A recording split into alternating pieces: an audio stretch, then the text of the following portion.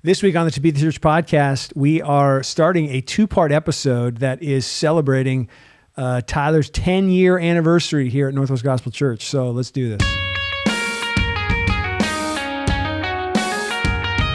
Welcome to the To Be the Church podcast, where we explore what it looks like to truly be the church in today's culture. I almost said I'm Andrew. I'm Andrew. This is Tyler. Cody and Jordan are here too. No Ben today. Let's see. We just had a Christmas party. We did. An early season Christmas party. December 1 is the day we're recording this. Yeah, that was a good time. This comes out tomorrow, right? Yeah. December 2? Yeah. All right. So big day today, Tyler. And big day for both of us.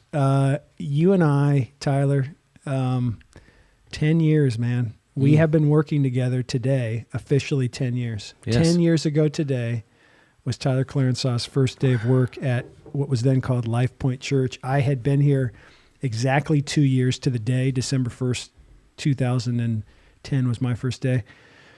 12 years ago today. So, dude, 10 years, right? I thought reminiscing on 10 years. I mean, maybe the Thanksgiving episode a little got me in the mood for this, right? Listening to some of the early TBTC stuff and all the things Tyler is thankful for.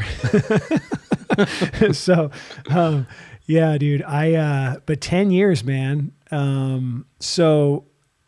We should, so I talked about it a little bit at our staff Christmas party today. We do these Goskers, kind of like the Dundies. My 2018 Gosker is right there on the wall. What is it? Oh, the happy on the inside. Oh, yeah.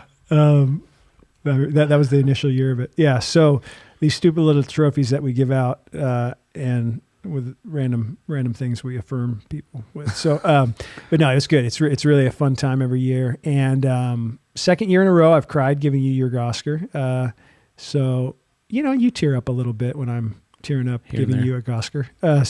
So dude, 10 years. I feel like we have an entire December worth of episodes on reminiscences of 10 years, reminiscences of 10 years, 10-year reminiscing.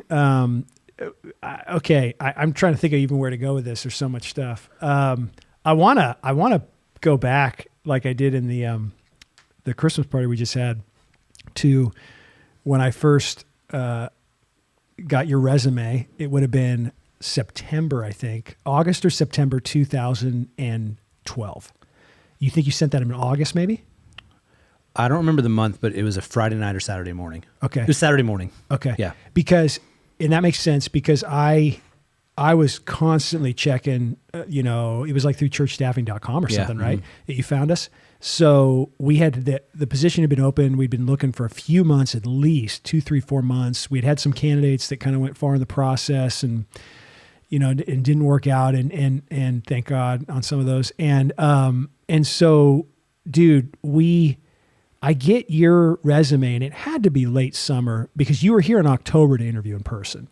Mm-hmm. And I'm not even sure how many interviews we did. We kind of did over the phone stuff. Do you remember my first contact back to you? Dude, I saved it in my email. You did? It. Yeah, let me see if I can find it. Because I found one a little while ago from September where you had sent like a video of you leading at Maranatha. Mm-hmm. And it was like a little 8-minute clip of you leading some music and 2012 era. And it was like in September. It was like late September. It would have been only a couple weeks before you flew out. Because I know for sure you flew out the week of October 10th, 2012, because my daughter was born while you were here, right? My third daughter, Amelia, who's 10. She was born on 10/11/12. So I'll never forget when you interviewed because my daughter was born the next day. So you flew out here October 9th probably. But it was just you, right? Katie didn't come with you that first time? Correct. Yeah, we took 2 trips. Okay. One was on it was a Tuesday through Thursday. Yep. And then the next one was over 2 weeks later, maybe? A few weeks later. Had you accepted the position by then? No, you didn't offer it to me until the second trip. It was the second trip. Yep. I didn't realize that. Mm-hmm. Okay, so I brought you out. I always thought I had offered it you the first trip. So brought you out. It would have been October 9th, 10th, 11th. You led on a Wednesday night at the youth ministry. And then the next day, my wife went in labor late that night. We were in the hospital the next day. Amelia was born. Sam drove you to the airport.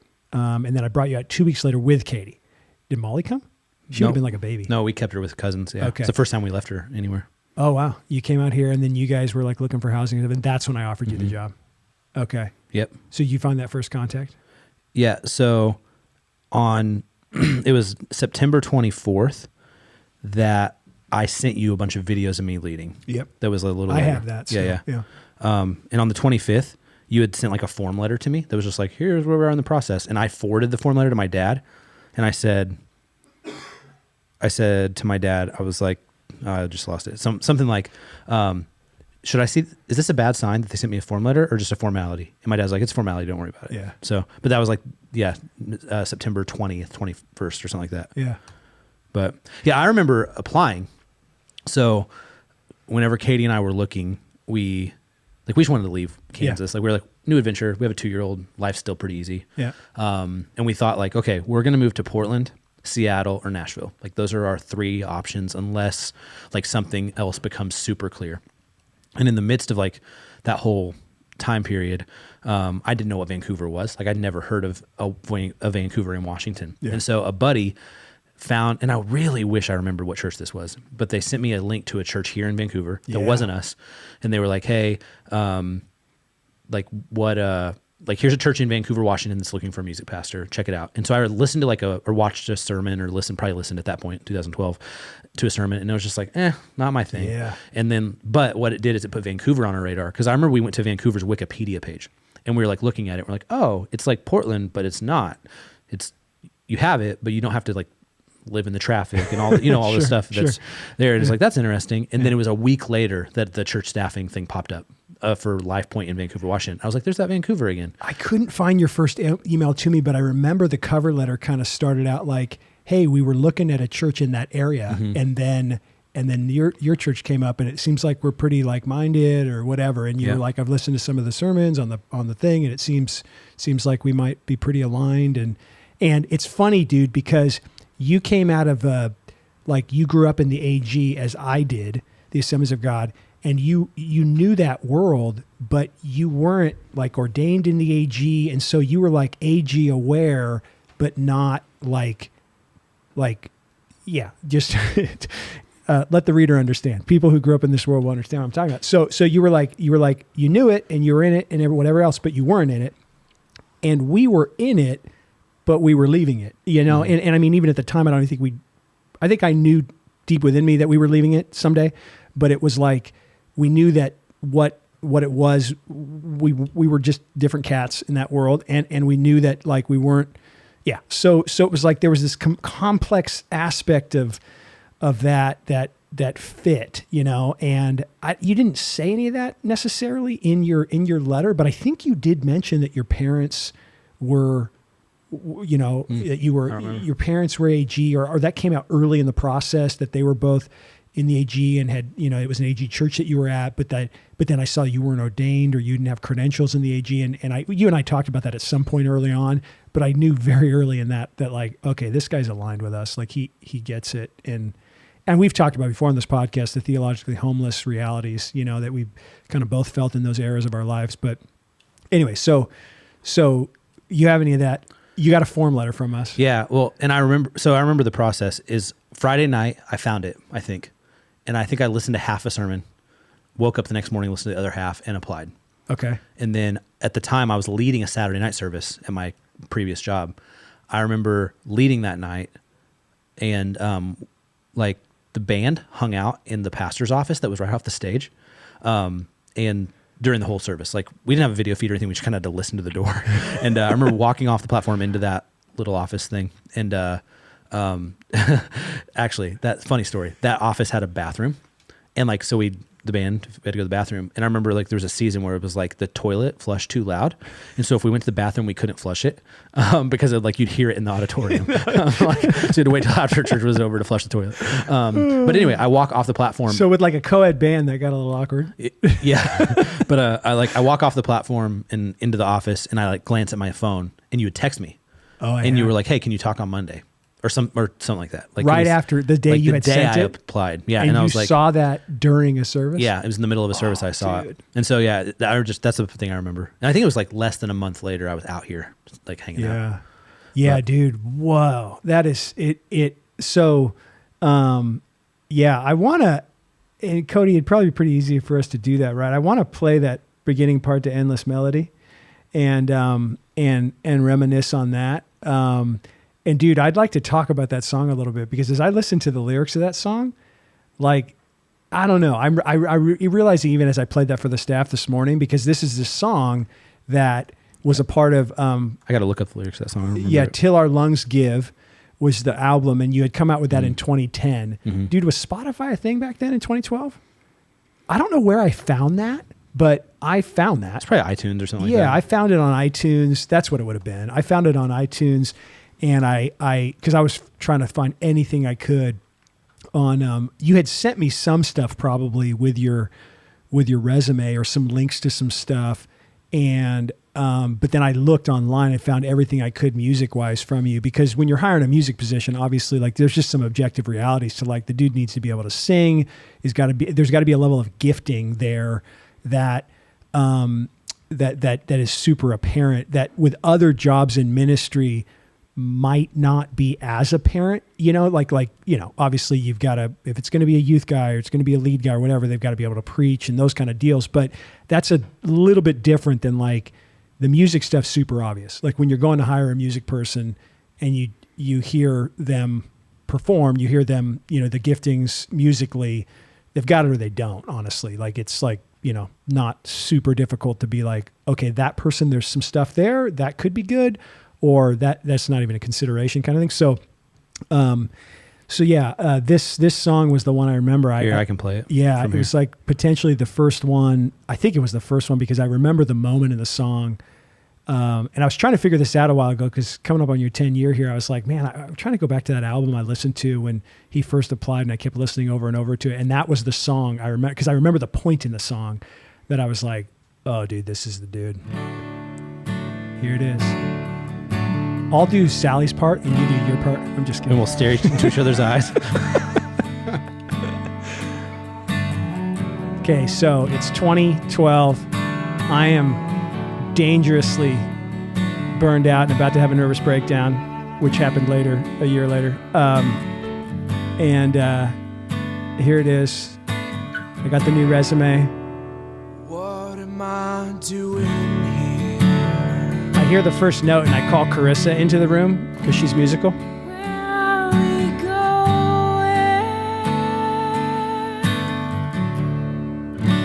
I thought it'd be different now.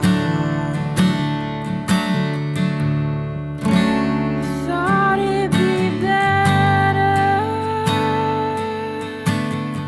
Here it comes. I don't feel anything.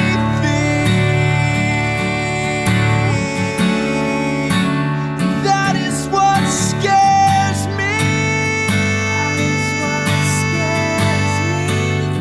While my world is falling, but when my fears snowballing, I can't move.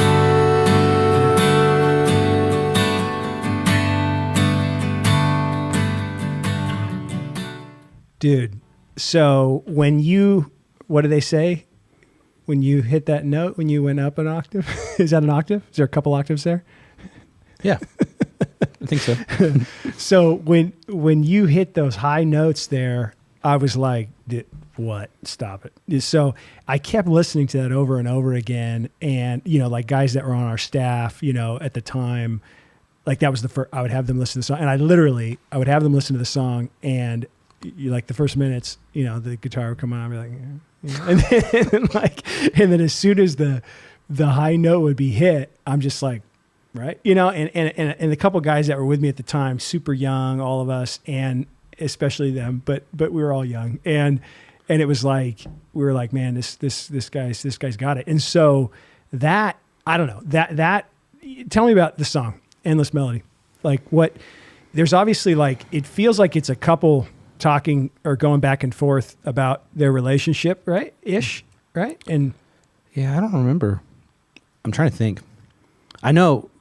So the vibe of this song, I was trying to copy an Irish songwriter that I really liked. Oh. And so I used a tuning that he used, and I just like sat down one day and I wrote this whole song in like 5 minutes. Yeah. Just like that doesn't happen very often, but I remember that part. And I remember like just being in like an Enneagram 4 and like always dissatisfied. Whatever the heck that means. Just like being somebody who's like it's kind of like the tortured artist. Okay. Where it's like life's never what I thought it would be. Yeah. Like ever, you know? Yeah. And I remember like, I do remember that line, like, this isn't what we promised, not how it's supposed to be, but this is what we made it. Yeah. And it's like, I remember, you know, all the wisdom of like 4 years of marriage and just being like, well, we're not like millionaires yet, but, you know, or I'm not like famous or, you know, whatever. But yeah, this it wasn't like a fight you and Katie had one night and then you just made it into a song. No, that does happen, but not this song. She's like, that's not how it's supposed to be. Yeah. So I don't remember. This song was like before kids. I do, you know, it's funny. I've never known the fact that like the high note is what got me a job. Yeah.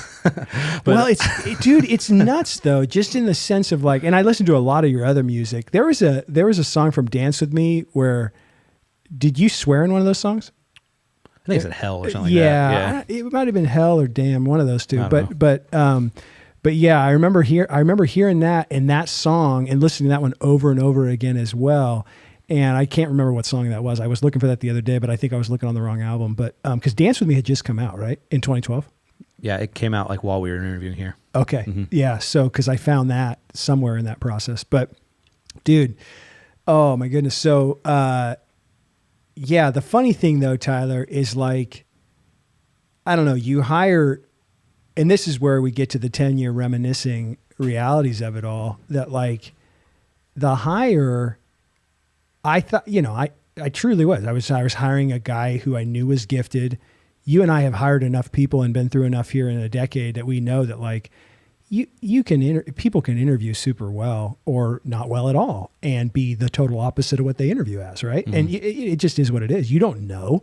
And you talk to references and you do all that kind of stuff and you vet it as much as you can. You see personality tests, you do whatever you can. But how well, and that's why internal hires are so great, because you know, you see somebody for years and you kind of really know the character. When you're doing a hire like that, it's like you and I meet, you send me the resume, we go back and forth, we have some phone calls, we fly out a couple of times, and it's like, all right, we'll do this, right? And it's just crazy to me, like, I don't know. And that's like one of the thoughts that I've had in these recent days has been like, I thought I was hiring, and I was hiring the talent, the voice, that note, those things. But it's like, I had no idea really what I was hiring in the sense of like what it has become, you know? And so it was like the voice, yeah, the note got you the job, but it was like in God's sovereignty, it was you, you know, it was like the dude, the character, the loyalty to the mission. It was like, so I guess that's the thing is like, I thought it was the talent and the gifting, but at the end of the day, it was the person with that talent and gifting way more so than the talent and gifting, because look at how your role has changed over these years. Like, can you hit that note anymore? You probably can. I might need to practice a couple of days. Yeah, so, but at the same time, whether or not you can hit that note, who you are here, what the Lord has done through you in all these years, it blows my mind. And so, yeah, I don't know, man. I need to kind of interview you though. I think this is going to be more than one episode on 10 years. Like looking back, man, how did you make it 10 years? Did you plan on making it 10 years? I don't know the answer to that. I think so. Yeah, I think actually like one of the best pieces of advice I ever got was from a guy who's actually quit it now, like, and doesn't do this anymore. Never at our church, but at a different church. But he told me about 4 years in, he said, like, never quit when it's hard. Like, wait till it gets easy again. And then if you still want to quit. Wow. And I think like that was the best advice. Cause I mean, a lot of guys, you look at guys' trajectories and most of the time people quit when it's hard. Yeah. Right. They like get too discouraged or burned out or whatever it is. And then that's when they throw in the towel. And there's always hard times, right? Like you're going to come through things where it's just like, dude, if I have to talk to that person one more time, like about their performance, or a church member about their like dysfunction or, you know, whatever, it's like, I'm going to quit. I'm going to lose my mind. I don't want to show up here anymore. You're going to have those times no matter what. But like pushing through and then seeing like, okay, how do I feel now that part has passed.